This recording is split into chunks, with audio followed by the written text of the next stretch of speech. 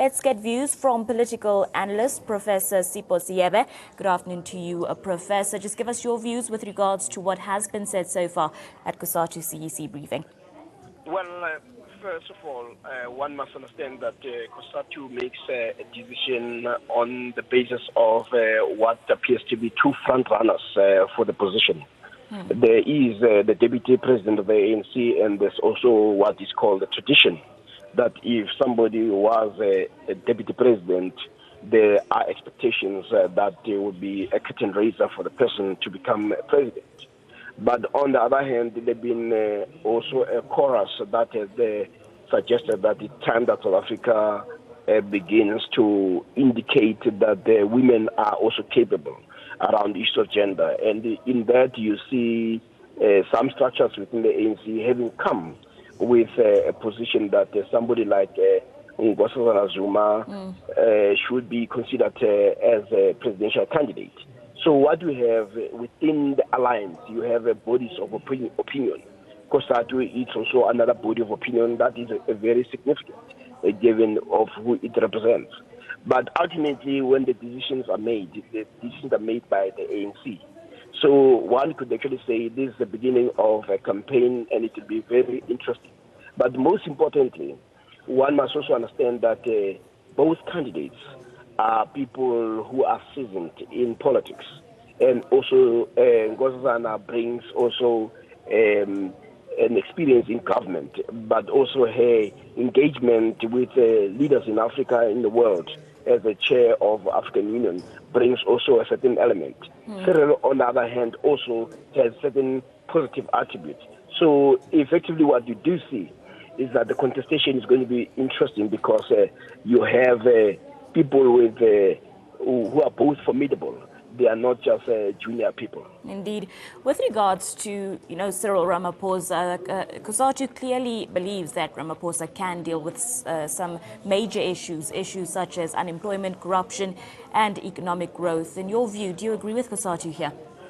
No, I mean, they have their own views on the matter, and but what you do, that is more about looking into the future. But what determines the future is somebody is understanding of the background. It's also about the history.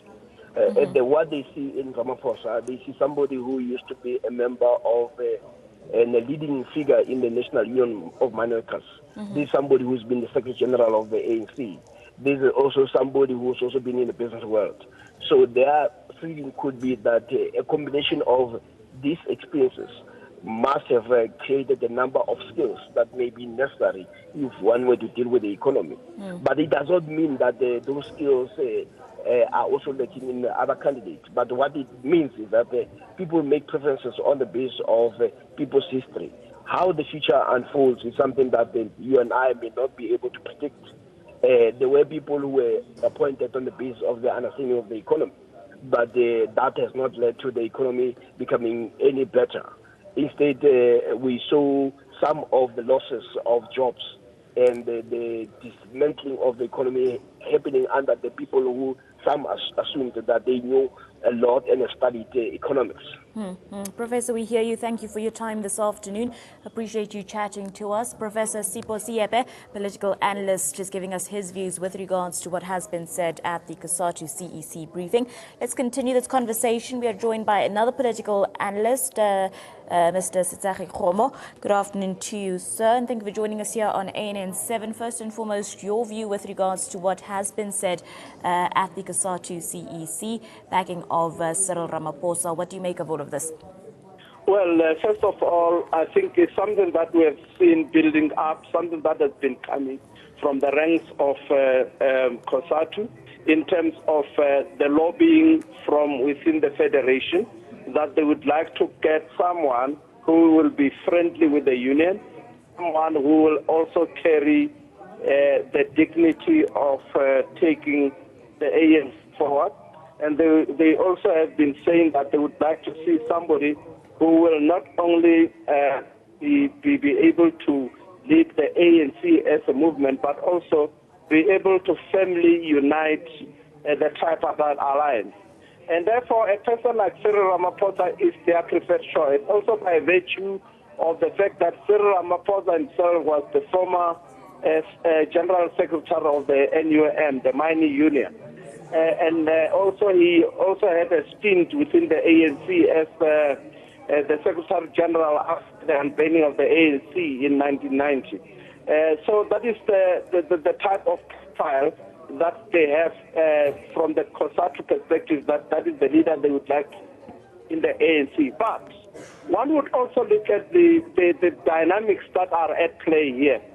Not long ago, there has been a very terrible tragedy that befell South Africa, the Marikana massacre. Indeed. And there has been a lot of questions on the political front in terms of the EFF and others. Although they have been quiet now with regard to their condemnation of Cyril Ramaphosa in terms of his alleged involvement, despite the fact that he has been cleared by the Falam Commission.